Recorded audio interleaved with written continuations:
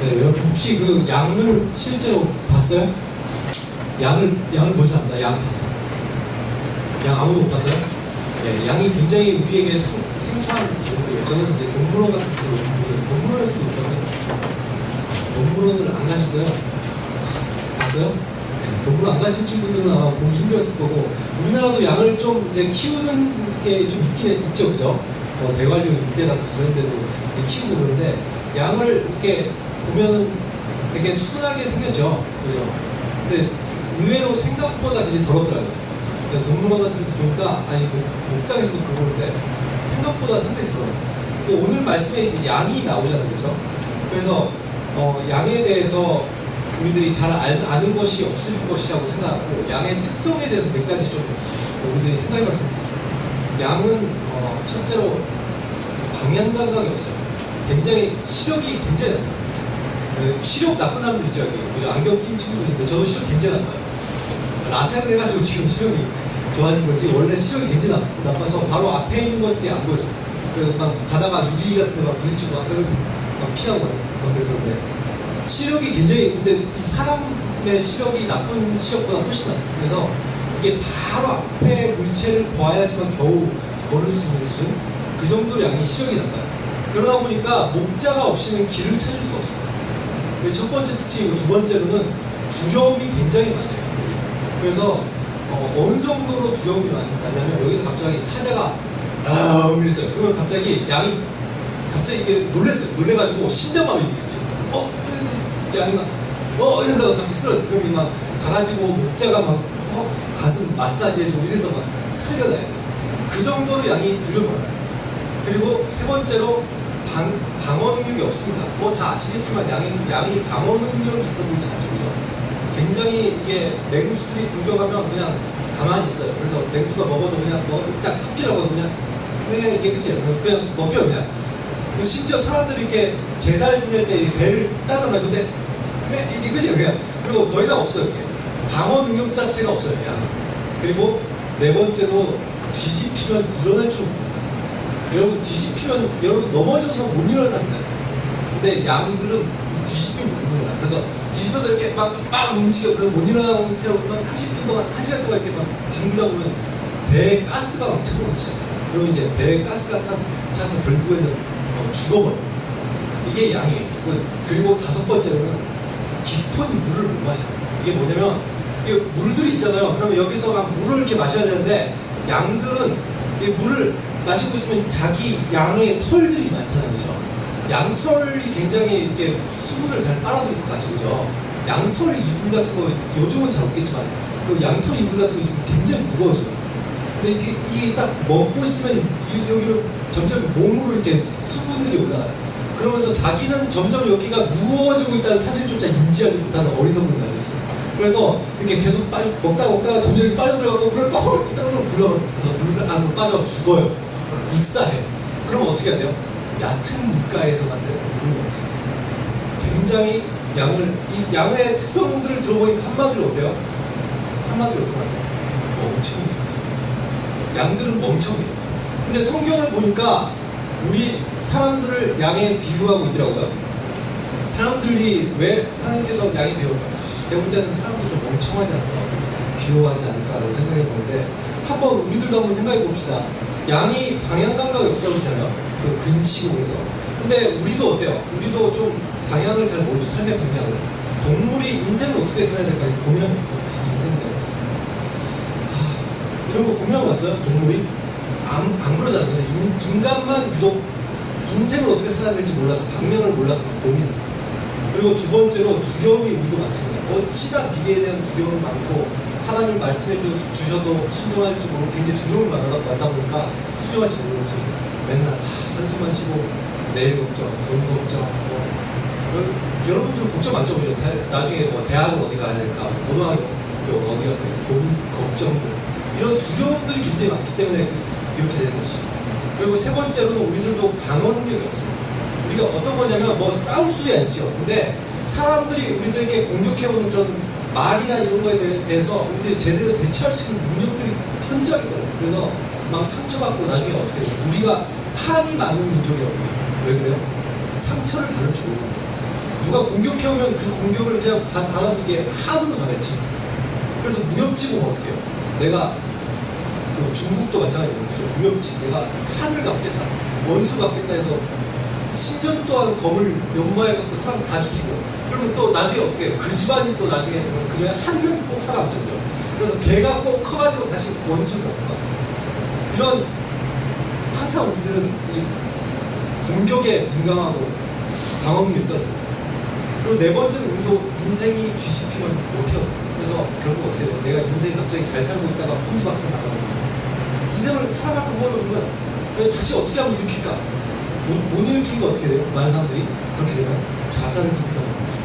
그래서 수능에서 자기 원하는 점수가 안 나오면 그냥 뛰어내려버리죠. 이런 경우들이 계속 일어나고 있다는 것이죠. 그리고 다섯 번째로, 얘가 양이 물을 먹을 때 자기도 모르고 빠졌는지 모르고 먹는 것처럼 우리 인간들도 이렇게 중독성이 있어요. 그래서 일 같은 데 뭐 빠져들고, 그 다음에 게임, 여러분 게임 중독 빠져버린 사람 있어요? 저는 게임 중독에 한 달에 걸려 있었어요. 그래서 게임 3박 4일 동안 밥 하루에 한 끼씩만 먹고 3박 4일 동안 총 7시간 자면서 게임 나가고, 어떤 삼국지 게임을 혹시 아세요? 여러분 잘 모르실 거예요. 그런 게임을 하면서 너무 거기 있는 모든 장수들의 이름과 그 다음에 거기에 있는 능력치 뭐 그런 것까지 다 외우고 있었어요. 장비 뭐 무력 99 뭐 이런 거 있잖아요. 다 외우고 있을 정도로 굉장히 게임에 중독되어 있었거든요. 우리들도 죽는지도 모르고 빠져들죠. 그런 거예요. 그런 어떤 중독성.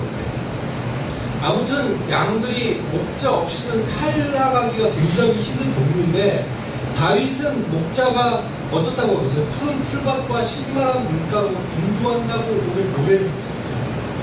그럼 다윗이 어떤 사람, 어떤 직업 출신이었어요? 다윗의 원래 직업이 뭐였죠? 어렸을 때 직업. 네, 다윗이 잘 모르시는 친구도 있는 것 같은데, 알죠? 알았는데 이제 말하기 좀 쑥스럽고, 그죠? 근데 성경적 지식은 충분하지만 우리들이 잘 좀 말하기가 좀 그렇잖아요. 그죠? 좀 자랑하는 것 같고. 그래서 여러분 겸손을 하고 있는 건 아닌데, 그러니까 목자였잖아요. 그죠? 목자였어요. 그러다 보니까 이 양을 키워본 경험이 있다 보니까 이 다윗이 어떤 거예요? 자기 경험에 의하면 선한 목자가 어떤지 알아요? 왜 그래요? 자기가 선한 목자예요. 다윗은 어떤 목자였어요? 양의 새끼를 움켜가면 그 양을 끝까지 양의 새끼를 이렇게 곰이나 사자 이런 게 움켜가면 여러분 어떨 것 같아요? 사자가 움켜가고 있어. 가서 아빠한테 얘기해. 아빠, 사자가 움켜갔어. 이렇게 하면 다행이죠. 근데 어때요? 다윗은 10대의 소년이었으면 못 참은 거예요. 그래서 끝까지 사자를 추적해요. 사자가 막 움키고 뛰어가는데 끝까지 따라가가지고 뒤에서 막 돌 던지고 막대기로 쑤시고 해가지고 끝내 사자를 죽이고 그걸 꺼내와요. 엄청난 그 대단한 소년이죠. 여러분 청소년, 여러분 나이거든요. 여러분 할 수 있겠어요? 사자가 양을 움켜가는 걸 보고 여러분 쫓아가고 돌 던지고 막 칼 꺼내가고 칼 뼈 들고 막 이렇게 하고 죽여가지고 새끼양 구해가지고 막 오고 이거 좀 어렵겠죠. 근데 다윗은 이런 선한 목자였어요. 그러다 보니까 이 목자가 어떤 존재냐. 그런데 가만히 이렇게 자기가 이렇게 양과 목자의 삶을 어떻게 생각하다 보니까 이런 생각이 든 거예요. 진짜 이거의 관계는 하나님과 우리와의 관계다. 이런 생각을 하게 됐습니다. 그래서 어느 순간에 와서 이 시편 23편을 짓기 시작합니다. 여호와는 나의 목자시다. 라는 시. 양들에게 우리가 필요한 것들이 여러분 뭐라고 생각해요? 양들에게 필요한 것. 양들에게 뭐가 필요할까? 예를 들어서 여러분들에게 뭐가 필요해요? 굉장히 괜찮은 옷이 필요할 수도 있고, 그죠? 그다음에 플스 게임기가 필요할 수도 있고, 아니면 여러분들에게 좋은 학교를 들어가는 거, 아니면 여러 가지들이 돈이 좀 있을 수도 있고, 그렇죠? 그런 것들을 고민을 하잖아요, 그죠? 근데 양들이 이런 걸 고민했어요. 양들은 이런 것들을 고민할 이유가 없죠. 양들의 고민이 있다면 뭐겠어요? 어떻게 하면 풀을 배우는 거지? 어떻게 하면 내가 좀 쉴 곳이 있을 것인가? 이런 것들을 고민할 거예요. 근데 지금 이 목자가 어디로 인도한다고요? 푸른 풀밭과 실만한 물가로 인도하는 목자예요. 그러니까 지금 어떤 목자예요? 양들의 필요를 다 채워주는 목자예요. 선한 목자는 양들의 필요를 채워줍니다. 그럼 이런 목자로서 다윗이 자신의 삶을 보면서 하나님을 묵상할 때 뭘 묵상하겠어요? 하나님은 날 사랑하신다면 나의 목자시라면 나의 모든 필요를 채우시는 분이시오. 이런 것들을 묵상할 수 있지 않겠어요? 그렇죠? 그래서 이제 목자가 양들의 필요를 채워주기 위해서 푸른 풀밭과 실만한 물가로 인도하기 시작해요. 여러분들의 머릿속에 지금 존재하는 푸른 풀밭과 실만한 물가가 어떤 것인가요? 어떤 그림을 그리고서 여러분 혹시 그림 같은 거 이렇게 성화 같은 거에 보면은 예수님 양을 어린 양을 안고 계시면서 막대기를 하나 지팡이를 갖고 계시고 옆에 개울물이 절로 흐르고 막 풀이 있고 꽃이 막 피어있는 곳에서 양들이 막 뛰어오고 있고 막 이런 것에 그림을 보신 경험이 있어요 없어요? 있죠? 그러면 우리들의 머릿속에는 실만한 물가와 푸른 풀밭은 이런 곳이겠구나 이런 상상을 할 수 있는데 여러분 이곳은 이스라엘이라는 곳입니다. 이스라엘은 굉장히 좀 비옥한 땅도 있지만 비옥한 땅들은 다 농지가 되어 버렸어요. 그러면 목자들이 가야 되는 곳이 어딜까요? 목자들이 가야 될 곳은 여러분 우리나라도 굉장히 최하층민이 가 있는 곳이 어디예요? 이렇게 보면 쓰레기 주문분들 보면 이제 길거리에서 이렇게 막 어디 막 이렇게 더러운 데서 이렇게 생활하는 거죠. 목동들이 원래 목자들이 그런 삶이라고 생각하시고 그럼 목자들이 계속 밀려서 밀려난 곳이 광야라는 곳이었어요. 그럼 광야라는 곳을 여러분 혹시 아시나요? 광야라는 곳이 어떻게 생겼는지 아세요? 광야라는 곳은 평소에 이제 우기 때는 그래도 좀 풀과 물들이 좀 있어요. 근데 문제는 건기예요. 우리나라는 사계절이 있죠. 그래서. 근데 거기는 이제 건기와 우기를 만들어요. 비가 안 올 때는 몇 달째 안 옵니다. 근데 이게 우리나라는 그냥 비가 몇 달 안 와도 잘 몰라요. 우리 수도꼭지 물 틀면 잘 나오거든요. 그런데 이스라엘이라는 그 땅은 이게 물이 마르기 시작하면 그냥 아예 물을 찾아볼 수 없어요. 광야에서 여러분이 딱 나가서 딱 보면 그 장렬한 태양빛 밑에 풀 한 폭이 살아있는 풀이 없고 그 다음에 물 한 방울을 발견할 수 없는 것이 광야이죠. 그럼 여러분이 목자랍니다. 여러분이 목자랍니다. 양들은 지고 있어요. 여러분 영화 같은 데 보면 그 장렬한 태양빛 밑에 광야들이 가끔 나오잖아요. 사람들 타들어가고 이렇게 아제르가 좀 피워오면서 쓰러져가면서 주인공이 막 쓰러져가면서 이렇게 탁 쓰러져 있는 막 그런 장면들 그런 곳이 광야 그런 곳에서 어떻게 해요? 목자가 무슨 수로 풀밭과 물가로 인도할 수 있을까요? 어떻게 해요? 좋은 목자는 그 장소를 기억 좋은 목자들이어야지 그 장소를 압니다. 오늘 말씀을 보면 이런 말씀 있죠? 3절에 보면 의의 길로 인도하시는 거예요. 의의 길. 여러분 의의 길이 뭐예요? 의의 길이 뭐예요? 의로운 길인가요? 그러면 의의 길의 반대말은 부지한 길이에요. 여기에서 의의 길은 올바른 길이라는 뜻이에요. 그러면 이것의 반대말은 뭐겠어요? 틀린 길이에요. 근데 광야에서 보면 길들이 굉장히 많이 나 있습니다. 왜냐하면 사람들이 많이 지나가고 동물도 지나가고 또한 마차나 이런 것도 지나가고 그럼 길이 쉴 새 없이 많은 길들이 계속 갈래길들이 보여요. 그럼 그런 길들을 볼 때 이 중에서 어떤 길은 푸른 풀밭과 물이 있는 길로 인도합니다. 근데 어떤 길은 다 다른 지역으로 가는 길. 그럼 이런 현실 속에서 이 목동은 어떻게 해야 돼요? 옳은 길을 찾을 수 있습니다. 만약 틀린 길을 찾을 경우 어떻게 돼요? 목동은 물론이거니와 양들도 물과 풀밭을 찾으러 못해서 결국 죽고 갑니다. 이 풀과 물이 있는 올바른 길은 오직 한 길밖에 없어요. 그거는 좋은 목자만이 알고 있어요.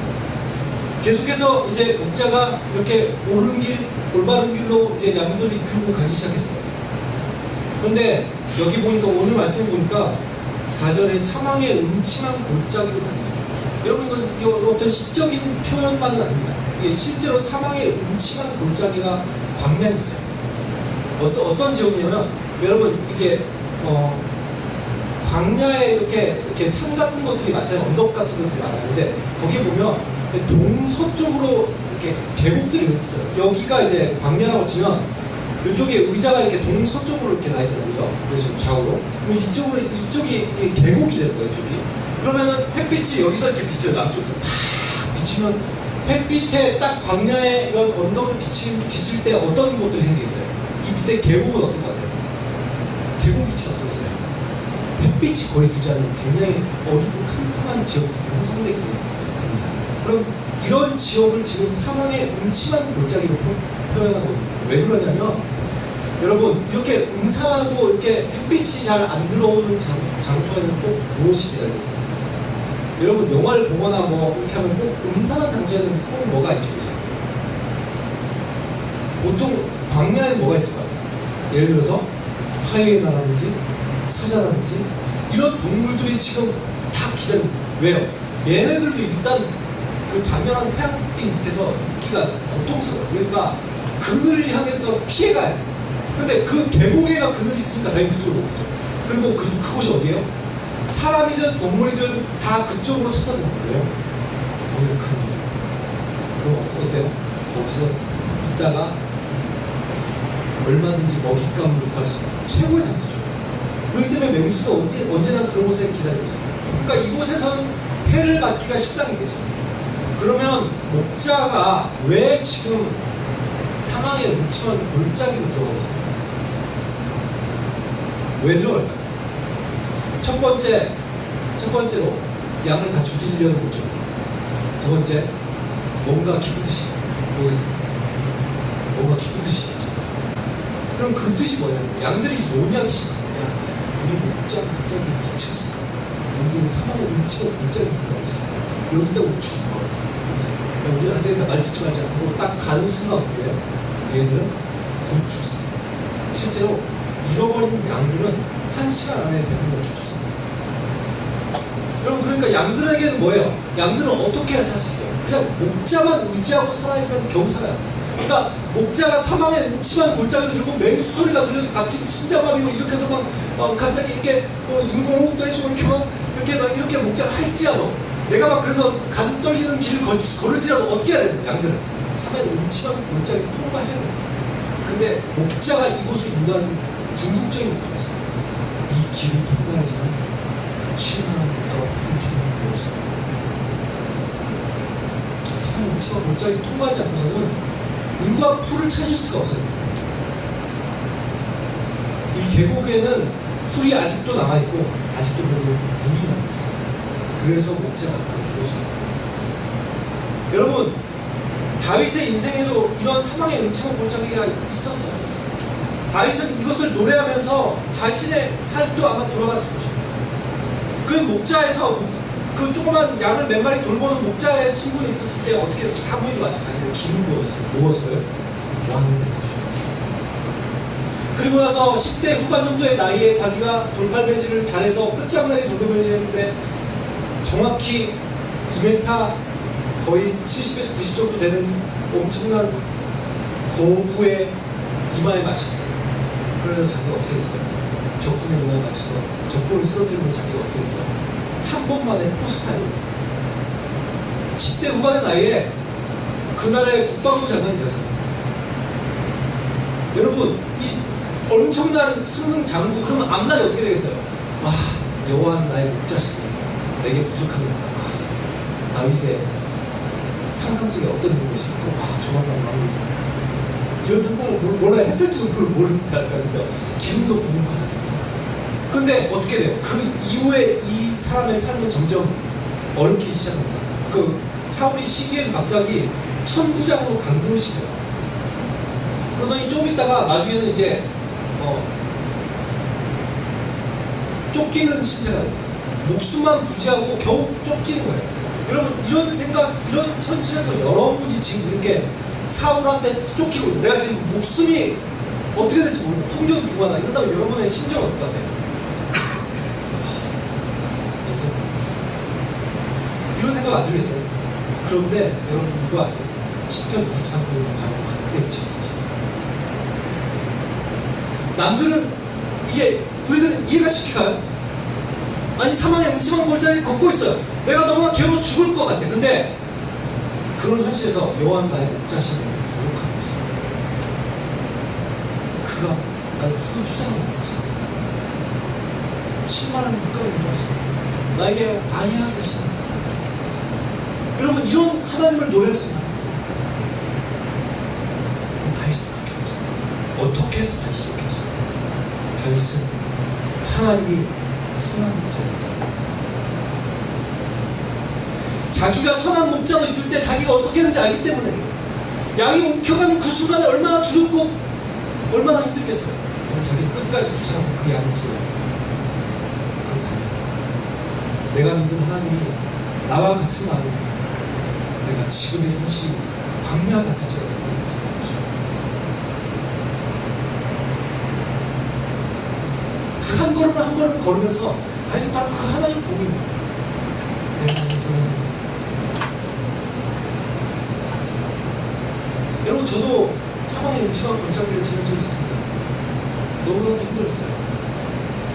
그냥 미쳐버리고 싶었어요.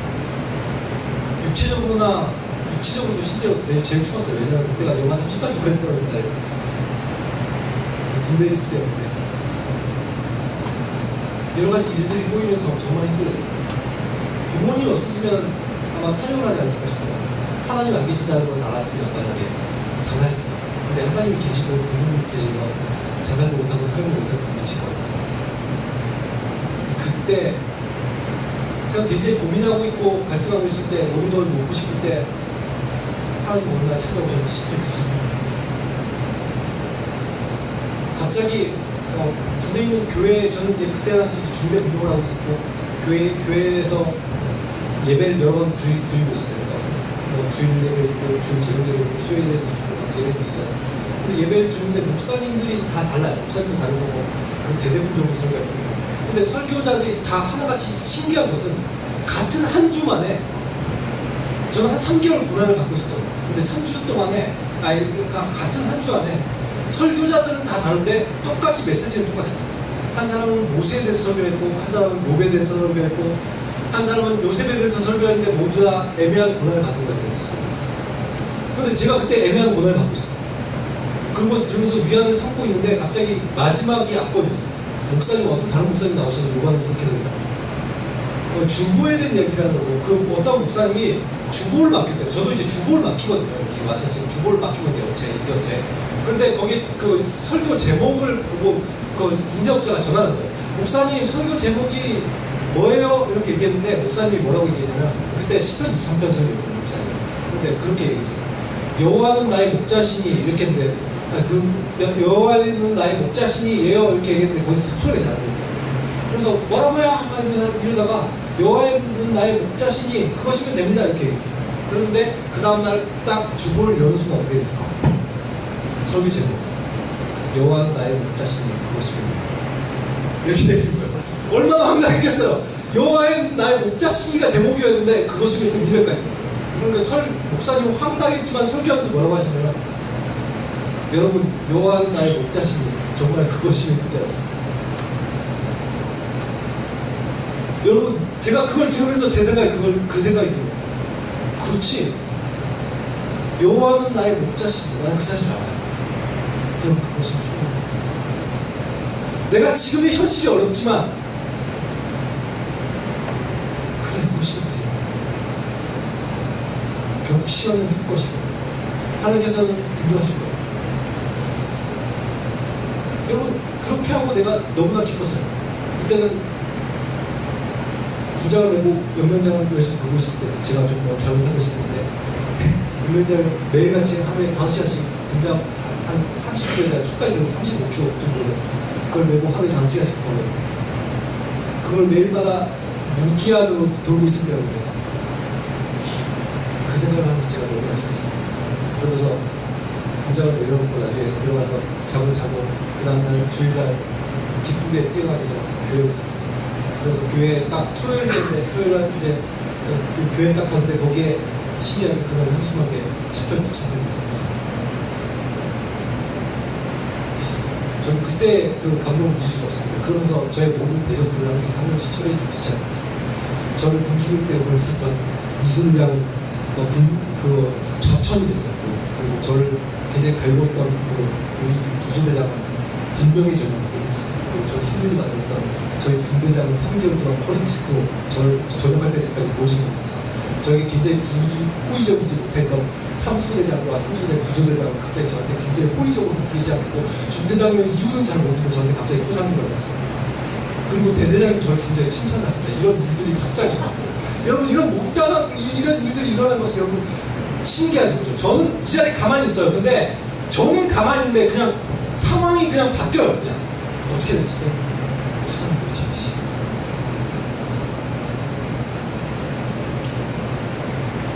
다윗은 이 하나님 다윗도 마찬가지였죠. 어떻게 됐어요?